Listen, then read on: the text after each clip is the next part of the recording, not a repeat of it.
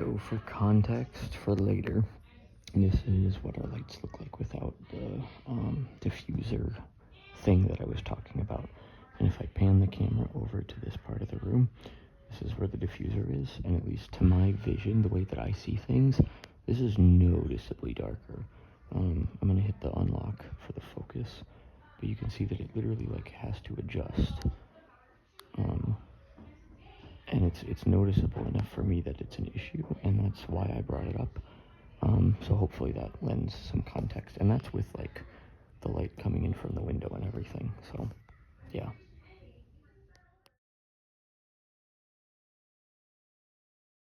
This is me post-editing, and before we start this video, I want to say that after trying to talk about some of these issues, I was gaslit into thinking that maybe this wasn't as bad as I thought it might be, and thinking that maybe I was the one blowing things out of proportion. And so I wanted to put this stuff at the beginning, this picture and the little video of the situation, to give you a base before I tell this story. So, onto the video. You have just seen all of the evidence in this particular video that's been more than a year in the making, and what I wanted to do here is kind of lay out the rest of the story and talk about something that I think doesn't get enough tell in the accessibility community, whether that's blind, visually impaired, or otherwise. So, to tell this story, I first need to tell you that this was like strike 5 at this job out of 3. I put my blinders on, for lack of a better term, and because I really liked some of my coworkers and my kids, I stuck through some situations that definitely should have been more on the red flag end of the warning spectrum, and I will talk about more of those another day. But this particular situation came about as one of my teachers started talking about the benefits or supposed benefits of diffusion for fluorescent lights. Now, at various workplaces that I've been at, we've seen, or at least I've seen, some light covers and things like that, essentially what they do is they diffuse the harsh, cooler tones of the fluorescent and potentially filter some of that blue light out. For me personally, I'm going to get to the visual effects of it, but I've never noticed, migraines or ill effects in the kids I work with when we have fluorescent lights. I don't know whether that's scientifically accurate or not, but in my personal experience, I just haven't seen enough to agree or disagree with any kind of assumption. And so when she being my coworker, brought this to my attention, I addressed my initial concerns, and those came from a place of some vision concerns that I had been having at the time. So we're going to set the stage here at last November, and I was going through some vision things. There was a day at nap time where, because a table had moved over a few inches in a certain direction and I miscalculated the muscle memory that I had for my classroom, I hit my head right here, right above the bridge of my nose, right between the eyes, on the center of a table. Not the center of the table, but the lip between the top of the table and the side of the table. And that really freaked me out, not necessarily the injury itself, but why it happened.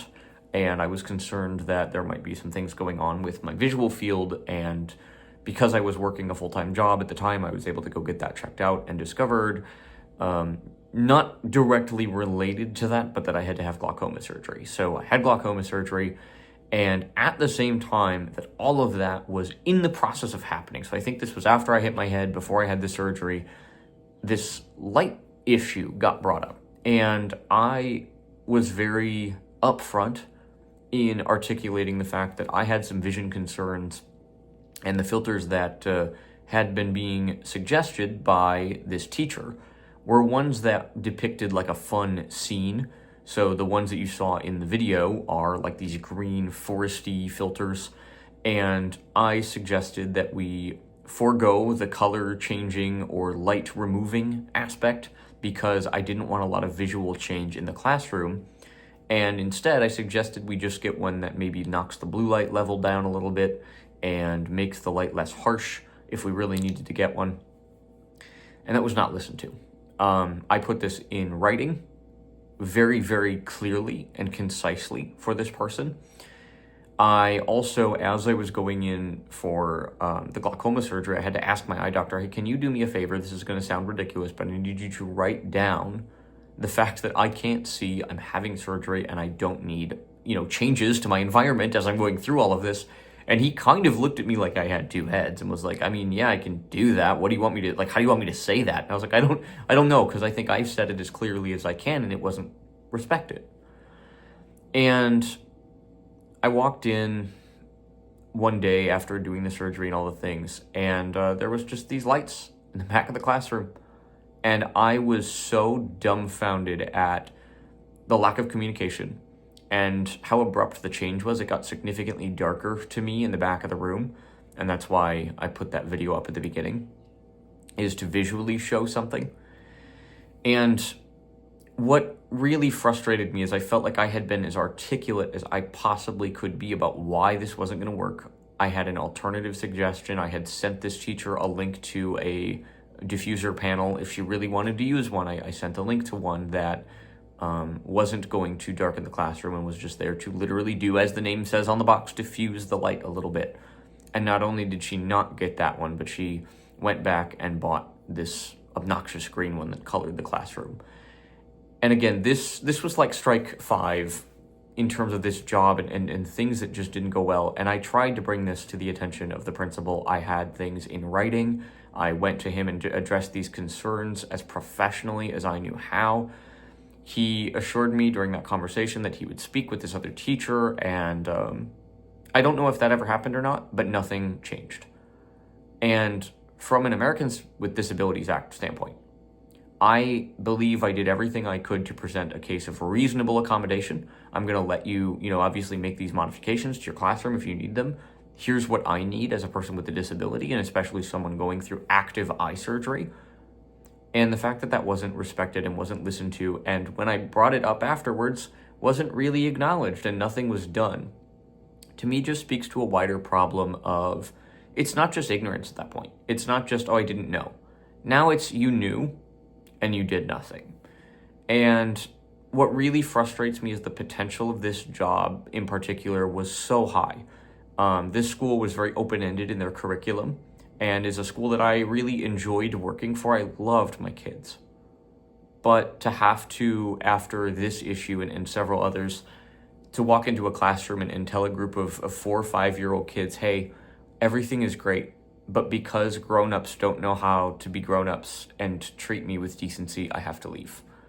I didn't say exactly that to them. I said sometimes things with grown-ups are hard, and I need to work somewhere else. And that was really, really challenging because it wasn't their fault and it really wasn't my fault. And I hesitated for a really long time to make this video because I still feel like I'm throwing someone under the bus when all I'm doing is acknowledging this situation. I still feel like somehow I failed, even though I did everything that I knew how to do, and I did it as professionally and as concisely as I was capable at the time. And none of that worked. None of that did what I wanted it to do in allowing for accommodation that met in the middle. And when I look back at this story and at this experience, for me, I know I'm not alone in it, but that doesn't make it easier to go through. I still really feel for the kids that I worked with, and I know they're fine now. They're in kindergarten. I'm still in touch with some of the people I used to work with at that job, and everyone's doing well. I actually went back to read with some of their really younger kids earlier this fall, and intend to go back at some point in the next few weeks here to read with those kids, because that's important to me. But to know that so little was listened to, and really, if I'm just going to tell it like it is, people didn't care. And if they cared, they didn't show it. And that's not an uncommon occurrence. I had so many different things at this particular job that just started to add up. And when this happened, for me, it was the nail in the coffin, the straw that broke the camel's back, because it was like I did everything I could. Again, I had things in writing. I sent a really long email to the principal kind of explaining the situation. I went in and spoke to him. And I really thought that would be the point at which things would get solved, and it didn't. And it's really, really frustrating and quite frankly dehumanizing to be disrespected in that way. And I hope nobody else ever has to go through things like that. But I also know through stories of friends of mine that it happens often.